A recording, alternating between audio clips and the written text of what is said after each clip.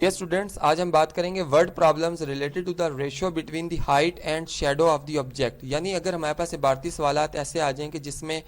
کسی بھی آبجیکٹ کی ہائٹ یعنی اس کی جو لمبائی اور اس کا جو سایہ ہے اس کے درمیان نسبت کو بتایا جائے اور اسی تناسب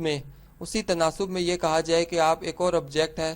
اور اس کی ہائٹ بتا دی جائے یا اس کے شیڈو کی لینتھ بتا دی جائے یعنی اس کی لمبائی بتا دی جائے سائے کی، تو بتایا جائے کہ اس کی لمبائی کیا ہوگی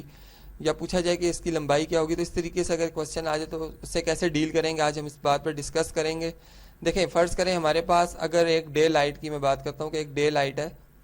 تو اس میں اگر کوئی بھی آبجیکٹ ہوگا یعنی سن کی جو اس وقت جو روشنی آ رہی سورج کی جو روشنی آئے گی وہ ہر آبجیکٹ پہ ایک جیسی ہوگی. تو جو آبجیکٹ ہوں گے جو ان میں ریشو ہوگی سائے کی یعنی اس کی جو بلندی یعنی اس کی جو ہائٹ اور اس کا جو سایہ ہے ان میں جو ریشو ہوگی وہ سیم ہوگی.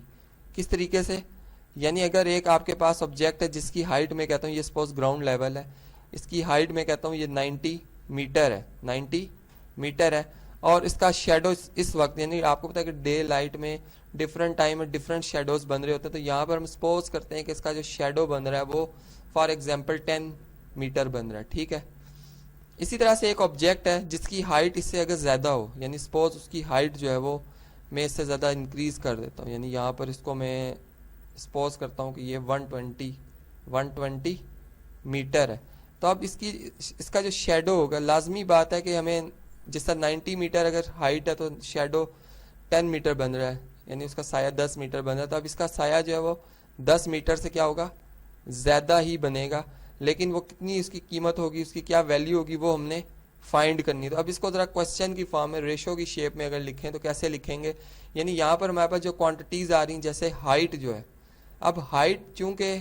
دونوں لینتھ ہیں لیکن لینتھ کی ڈائمنشنز ڈیفرنٹ ہے یعنی ایک آپ کے پاس ہاریزونٹل ڈائریکشن میں لینتھ آ رہی ہے اور ایک ورٹیکل ڈائریکشن میں لینتھ آ رہی ہے. تو ہم ریشو لیتے وقت سیم چونکہ کوانٹیٹیز کی بات کرتے ہیں تو ہائٹ کی ریشو الگ لی جائے گی اور شیڈو کی ریشو شیڈو کے ساتھ بنائی جائے گی. یعنی یہاں پر ہائٹ جیسے انہوں نے بتایا کہ 90 اگر metre who height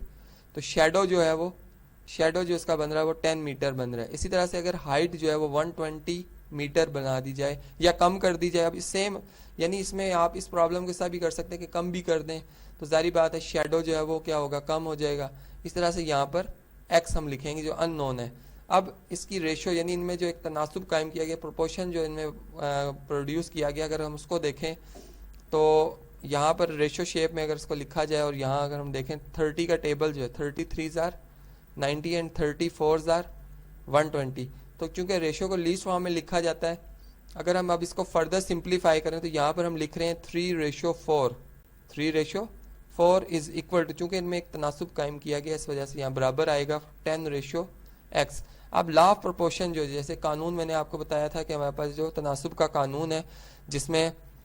product of means ہمارے پاس آتا ہے یعنی وسطین کا حاصل ضرب اور طرفین کا حاصل ضرب پروڈکٹ آف ایکسٹریمز. تو اس حساب سے ہمارے پاس یہ 40/3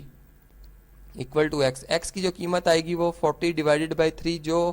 جو کہ اپروکسیمیٹ یعنی اگر ہم 40 کو 3 پہ ڈیوائڈ کریں تو یہ 13 سے کچھ زیادہ ہے یعنی 13 پوائنٹ سم تھنگ اس کی ویلیو جو ہے وہ 0 1 یا 2 جو بھی اس کی ویلیو بنتی ہے وہ اتنے میٹر جو ہے وہ آ جائے گی. تو یہاں پر دیکھیں کہ شیڈو جو بن رہا ہے اس آبجیکٹ کا یعنی جو بھی بلڈنگ ہوگی